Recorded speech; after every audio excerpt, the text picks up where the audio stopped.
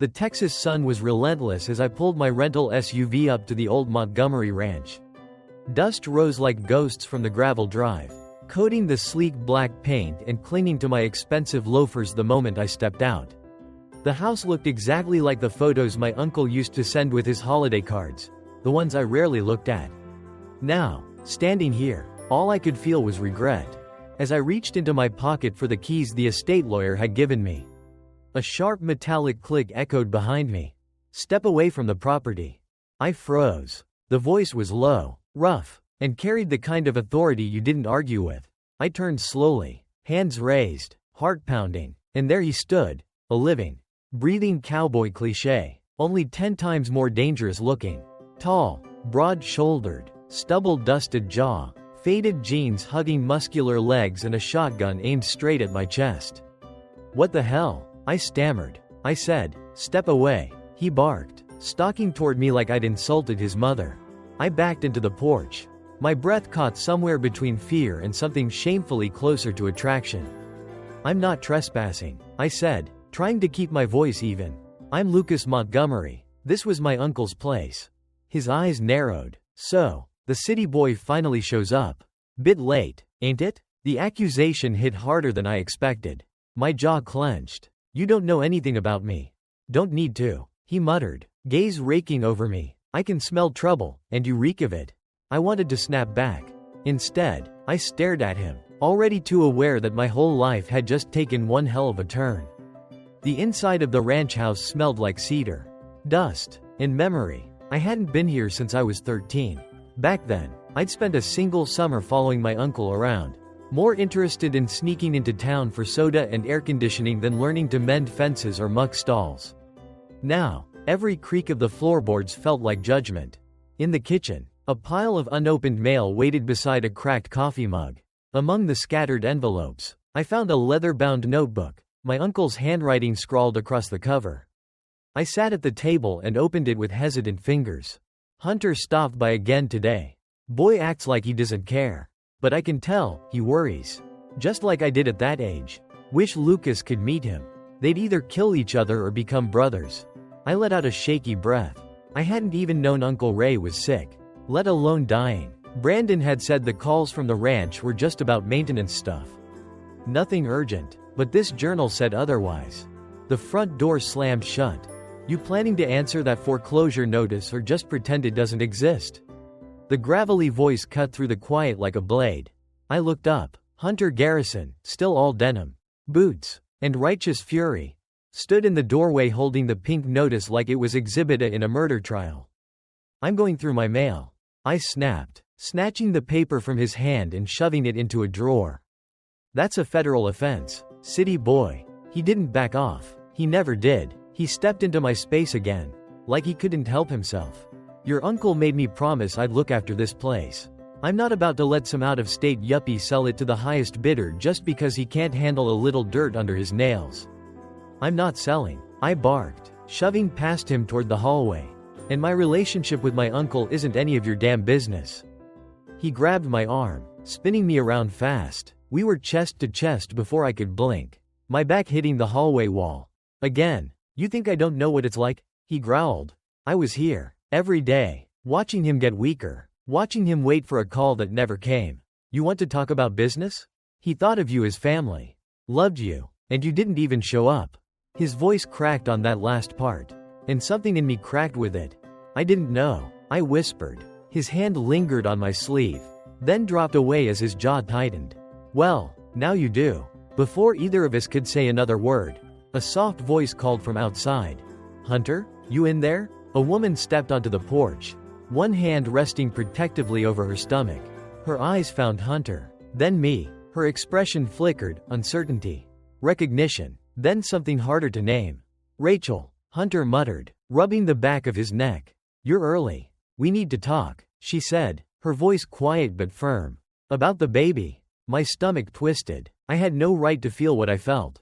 But there it was, hot and jealous and sharp. Hunter's jaw clenched. Mine did too. I didn't wait to hear another word. I turned on my heel. The air thick behind me with words left unsaid. I didn't sleep that night. Not really. I laid in my uncle's old bed, staring at the ceiling, Rachel's voice echoing in my ears. "We need to talk about the baby." Hunter hadn't followed me. I hadn't expected him to. Whatever was going on between us, or about to be, had come to a screeching halt with that one sentence. The next morning, I brewed a pot of coffee strong enough to peel paint and tried to drown my thoughts in bank documents. The numbers were grim. The ranch was bleeding money. Uncle Ray had held on as long as he could. But without a proper business plan or updated infrastructure, we were weeks, maybe days, from losing everything. I was elbow deep in financial despair when the crunch of tires on gravel made me look up. It wasn't Hunter. A sleek black car, far too clean for ranch roads, pulled up to the house. Out stepped a man in a designer blazer, sunglasses perched on his head, rolling a smart little suitcase behind him. My stomach dropped. "Brandon." He grinned when he saw me, arms open like nothing was wrong in the world. "Surprise." I blinked. "What are you doing here? I missed you." He climbed the steps two at a time and kissed me before I could dodge. And I wanted to see what all this cowboy nonsense was about. I stiffened. "You couldn't call? You weren't answering. Figured I'd fly out and cheer you up." Before I could say more, a second car pulled into the drive. This one wasn't sleek or expensive, just a dusty pickup, but the man who stepped out of it was put together in a way I recognized instantly: polished, confident, dressed in a button-down shirt that screamed money. "Hi," the stranger called up to the porch. "I'm looking for Brandon Taylor. Is he here?" I turned slowly. Brandon, behind me, went pale. "Andrew," he said, voice hollow. The man smiled. "Oblivious. You left so suddenly." I figured, I don't know, maybe I could surprise you. Then, without hesitation, he walked up the steps and kissed Brandon. Right there, in front of me. I felt the world tilt sideways. Brandon pushed him away, eyes wild. "I can explain." Andrew looked at me for the first time. "Wait, who are you?" "I'm Lucas," I said flatly. "His fiancé." Andrew blinked, then stepped back. His mouth opened, then closed again. "You told me you were single." Brandon reached for him. "Andrew, please." But Andrew was already turning, storming off the porch, suitcase in tow. "You're disgusting." Gravel sprayed as his car sped off. The silence that followed was unbearable. "Lucas, you cheated on me," I said, barely hearing my own voice. It wasn't serious. It didn't mean anything. I was lonely. "You were busy. You were lying." My voice cracked. "For months, while my uncle was dying, you were running around Texas with Andrew, intercepting his calls." "No," he snapped. "He only called a few times. Every day." I turned to the drawer, yanked out my uncle's journal, and shoved it into his chest. "He called every damn day. Brandon, and you let him die thinking I didn't care." His mouth opened and closed, but no words came. "You need to leave. Baby, don't call me that." Behind me, the screen door creaked. I didn't have to look to know it was Hunter. His voice was low, cold as steel. "You heard him. Get out." Brandon's jaw twitched. "You think he'll love you like I did?" Hunter didn't flinch. "No, he'll love me better." Brandon stormed out, his car peeling away like the coward he was. I didn't watch him go. Hunter crossed the porch and stood beside me. "I trusted him," I said quietly. "I know. I missed my uncle's last days, because of him." Hunter didn't speak, just reached out and gripped my shoulder, steady, grounding. I didn't pull away. The storm rolled in fast, dark clouds swallowing the Texas sky by late afternoon. I was in the barn, trying to organize Uncle Ray's old ledgers, but I couldn't focus. The air felt too heavy, like it was waiting for something to break. It wasn't long before thunder cracked overhead. I moved to the doorway just in time to see Hunter sprinting across the yard, soaked through and yelling something I couldn't hear over the wind. I rushed outside. "The temporary braces are loose," he shouted over the roar of the storm. "We've got to secure the support beams before the whole damn roof collapses." Rain lashed my face as we scrambled to grab the tools. Together, shoulder to shoulder, we fought the wind and driving rain, wrestling the braces into place. The barn groaned under the force of the storm, but we held our ground. At one point, a powerful gust knocked me sideways. Hunter caught me, spun me hard against one of the stable beams, his hands gripping my waist tight to steady me. "Careful," he growled, voice barely audible over the thunder. We were chest to chest. His body pressed against mine, his breath warm despite the chill. I looked up. rain dripping from his hair, his eyes burning into mine with something I couldn't name, anger. Maybe desire. Both. Hunter, I started, but the words drowned under the weight of the moment. I shouldn't, he muttered, jaw tense. You're hurting. You're vulnerable. I've wanted you since that first day, I said, echoing the truth I'd buried deep. He stared at me like I'd punched him in the gut. Then, like something inside him snapped, he crashed his mouth onto mine. The kiss was rough, desperate, soaked with emotion. I groaned into him, grabbing fistfuls of his wet shirt as he pushed me harder against the beam. He tasted like rain and want and the promise of something I never thought I'd get to have. We broke apart just long enough to breathe. Our foreheads pressed together. We shouldn't, he rasped. We absolutely should, I whispered back, before pulling him into another kiss. The storm raged around us. But all I felt was heat, his hands sliding under my shirt. My body arching into his touch. My heart pounding in a way that felt terrifyingly right. When we finally pulled apart, breathless and shaking, Hunter just stared at me. This doesn't change anything, he said. It changes everything, I replied. He didn't argue, just took my hand in his. Fingers rough and calloused, but gentle too. We stood there in the storm, rain soaking us through, as if the world was washing away the past to make room for whatever the hell this was between us.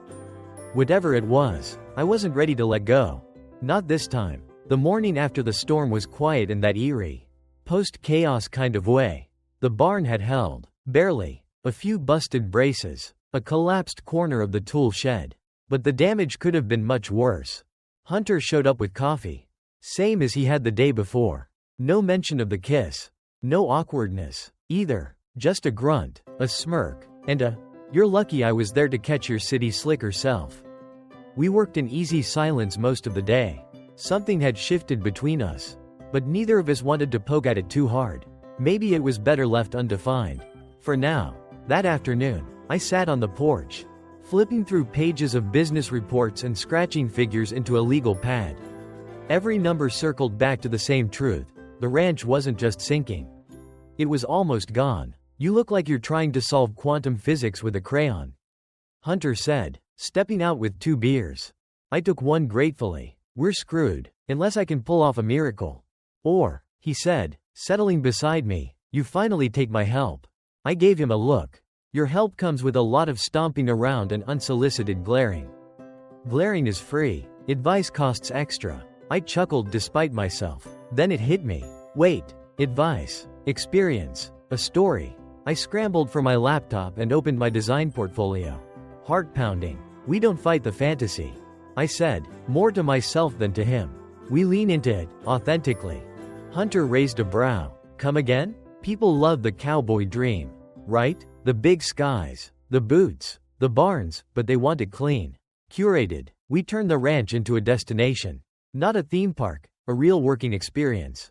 With upscale touches, glamping, weddings, events, cowboy weekends for corporate folks and honeymooners. He studied me, the flicker of surprise in his eyes slowly melting into consideration. You want to make the barn an event space? We renovate with respect, keep the soul, update the bones. I did adaptive reuse in San Francisco, old mills, firehouses, even a church once. This is what I do. He looked at the land, then back at me. You really think people would pay for that? With the right branding? Absolutely. I can already see the logo. Hunter sipped his beer, then nodded slowly. You're serious? As a foreclosure notice. He grinned. All right, city boy, you've got guts. I'll give you that. I held out my hand. Partners? His grip was strong, warm, steady. Partners. The sun dipped behind the hills, casting the barn in gold. For the first time since arriving, I felt hope settle in my chest. Not just for the ranch. For us. Spring rolled in with wildflowers and a flurry of booking inquiries. The ranch had taken on new life. The event barn was nearly complete, clean lines blended with reclaimed wood and iron fixtures.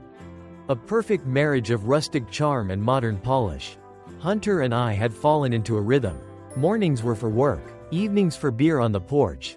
Sometimes in silence, sometimes full of easy conversation.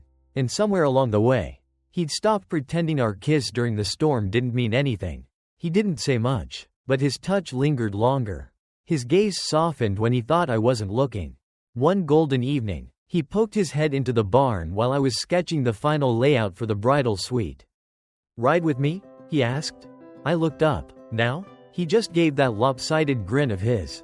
The one that had started to feel like home. Now, we rode out toward the North Ridge, where the valley stretched wide and endless beneath a sky ablaze with orange and pink. I hadn't been up here since Uncle Ray passed, but the place felt familiar. Reverent. Hunter dismounted and helped me down. His hands lingered on my waist, eyes scanning my face like he was searching for something. "You remember the first time we came up here?" he asked.